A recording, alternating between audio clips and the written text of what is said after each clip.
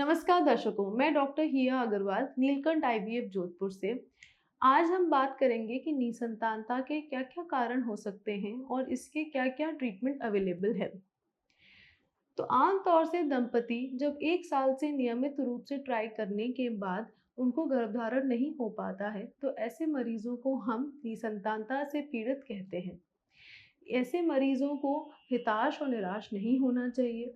उनको एक बार अपना फर्टिलिटी एक्सपर्ट से पूरा चेकअप कराना चाहिए। उस चेकअप में हम काफ़ी ऐसे कारण ढूँढ सकते हैं जिसकी वजह से उनको क्यों निसंतानता हो रही है या फिर क्या है, उनको क्या उपचार की ज़रूरत है। तो आज ये जानते हैं कि क्या-क्या कारण हो सकते हैं। पहले जानते हैं कि महिला निसंतानता या फीमेल इनफर्टिलिटी के क्या-क्या कारण हो सकते हैं। काफ़ी कॉमन कारण और सबसे प्रमुख कारण जो फीमेल इनफर्टिलिटी का होता है, उसको हम बोलते हैं हार्मोनल इम्बैलेंस या ओव्यूलेशन में प्रॉब्लम। अंडेदानी में हर महीने 1 अंडा बनता है और वो फूटता है। अगर वो चीज़ नियमित रूप से नहीं हो रही है, तो महिलाओं को नियमित रूप से पीरियड नहीं आते हैं। अगर पीरियड आ भी रहे हैं, तो उनकी मात्रा ऊपर-नीचे हो सकती है और इस कारण से महिला को गर्भधारण नहीं हो पाता है। इसमें आज की तारीख में इस आधुनिक लाइफ़स्टाइल के कारण भी एक बहुत कॉमन मेटाबॉलिक डिसीज़ आ रही है, जिसको हम पीसीओडी बोलते हैं। जैसे महिलाओं का वेट बढ़ा हुआ होता है, उनको अनचाहे बाल होते हैं शरीर पर, चेहरे पे, उनको अनियमित रूप से माहवारी आती है। इसका इस वजह से अपना बीज अच्छे तरीके से नहीं बन पाता है और ओव्यूलेशन नहीं हो पाता और महिला गर्भधारण नहीं कर पाती है। ऐसी महिलाओं को दवाइयों, गोलियों से बीज नियमित रूप से बनाए जा सकते हैं और गर्भधारण किया जा सकता है। दूसरा कारण जिसकी वजह से ओव्यूलेशन सही से नहीं हो पाता, वो थायरॉइड की बीमारी या प्रोलैक्टिन की बीमारी हो सकती है।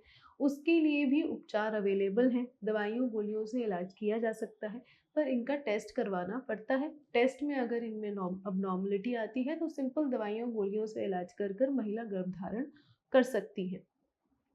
दूसरा कारण जो हो सकता है जिसमें महिला निसंतानता से पीड़ित होती है, वो है ट्यूब। गर्भाशय से एक फैलोपियन ट्यूब दोनों तरफ से निकलती हैं और दोनों अंडोदानियों से जुड़ी हुई होती हैं। वहाँ से जब बीज किसी भी एक अंडदानी से निकलता है, तो ट्यूब का काम होता है उसको पकड़ना और जो शुक्राणु आता है उससे वहाँ पर निषेचन कराना, भ्रूण को 3-4 दिन तक विकसित करना और गर्भाशय पे वापस पहुँचाना। ऐसे में ट्यूब का प्राकृतिक प्रेगनेंसी आने के लिए बहुत ही इम्पोर्टेंट रोल होता है। अगर फैलोपियन ट्यूब अच्छे से काम नहीं कर रही है या उसमें कहीं संक्रमण है या ब्लॉक हो गया है, तो उस कारण से प्राकृतिक रूप से निसंतानता से महिला पीड़ित हो सकती है और उनको प्रेगनेंसी नहीं आती है। अगर मरीज़ किसी वजह से ट्यूब की वजह से अपना बच्चा नहीं ठहर पा रहा है, तो उसका उपचार इन विट्रो फर्टिलाइज़ेशन या टेस्ट ट्यूब बेबी ही होता है। वो काफ़ी सफल और सरल इलाज है और ऐसे मरीज़ों के लिए बहुत ही सक्सेसफुल इलाज है। तो अगर महिला ट्यूब से पीड़ित है, ट्यूब की वजह से उनको इनफर्टिलिटी हो रही है, तो वो आईवीएफ से सफलता प्राप्त कर सकते हैं और गर्भधारण कर सकते हैं। तीसरा जो गर्भधारण में प्रॉब्लम देता है महिलाओं को, वो होता है एंडोमेट्रियोसिस या एडेनोमायोसिस। इन दोनों अलग-अलग बीमारी होती हैं, पर इनका मूल कारण सेम होता है। एंडोमेट्रियोसिस में होता ये है कि गर्भाशय की जो अंदर की परत है, वो गर्भाशय के बजाय गर्भाशय के आस-पास की जगह में उगती है। वो उगती है तो वहाँ पर गिठाने बनाती है और वो गिठाने हर महीने-महीने थोड़ा-थोड़ा ब्लीड करते हुए वहाँ पर काफ़ी सारी चीज़ों को चिपका देते हैं।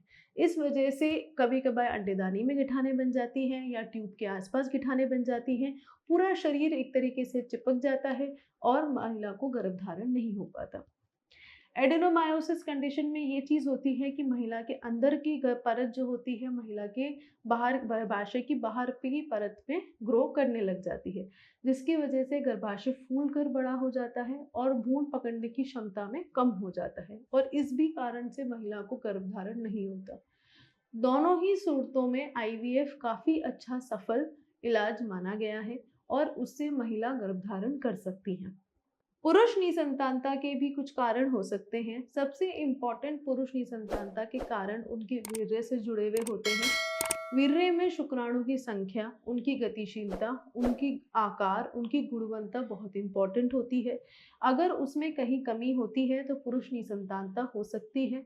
अगर कमियां सिर्फ दवाइयों से ठीक हो जाती हैं तो दवाइयां देकर मरीज को गर्भधारण हो सकता है। अगर दवाइयां नहीं, कुछ इंजेक्शंस की ज़रूरत होती है तो वो भी दिया जा सकता है। अगर बहुत ही ज़्यादा कमी है मरीज के वीर्य के शुक्राणु में तो उनको आईयूआई या आईवीएफ जैसी टेक्निक से सफल उपचार प्राप्त किया जा सकता है। अगर पुरुष में इतनी ज़्यादा कमी है कि वीर्य में शुक्राणु है ही नहीं, जिसको हम मेडिकल लैंग्वेज में अज़ूस्पर्म या निल स्पर्म काउंट कहते हैं, वो मरीज भी आईवीएफ इक्सी पद्धति के द्वारा खुद अपने शुक्राणु से पिता बन सकते हैं। इसमें हम उचित बेहोशी में उनके टेस्टिस में से शुक्राणु निकालते हैं और उनसे फिर उनकी महिला के बीच से भ्रूण बनाते हैं और फिर गर्भधारण की प्रक्रिया की जा सकती है। और कारण हो सकते हैं लाइफस्टाइल फैक्टर्स। आजकल की जो लाइफस्टाइल है जिसमें स्ट्रेस इतना है, ड्रिंकिंग, स्मोकिंग जैसी गलत हैबिट्स हैं, लोग बाहर का जंक फूड खाना प्रेफर करते हैं, ये सब चीज़ें भी बहुत ज़्यादा रोल प्ले करती हैं, महिला और पुरुष की निसंतानता का एक कारण बन सकते हैं। तो आप जब बच्चों के लिए या गर्भधारण के लिए कोशिश कर रहे हैं तो ड्रिंकिंग, स्मोकिंग बिल्कुल बंद कर देनी चाहिए। आपको धूम्रपान और टोबैको चूइंग या फिर तंबाकू खाना ये सब बंद कर देना चाहिए। आपको नियमित रूप से व्यायाम करना चाहिए। लाइफ में जितना हो सके कम स्ट्रेस लेना चाहिए और अच्छा घर का बजाया हुआ पोषण खाना खाना चाहिए। इन सब चीज़ों के बाद भी अगर आपको निसंतानता रहती है और आपको निसंतानता की वजह से पीड़ित है तो आपको अपना फर्टिलिटी एक्सपर्ट से टेस्ट कराना चाहिए। वो निसंतानता के मेडिकल कारणों को बताएगा और जिस भी कारण वजह से आपको निसंतानता है उसका इलाज या उपचार दिया जाएगा। अगर आप निसंतानता या आईवीएफ के बारे में अधिक जानकारी चाहते हैं तो आप नीचे दिए गए नंबर पे कॉल कर सकते हैं या हमारे सेंटर विजिट कर सकते हैं। धन्यवाद।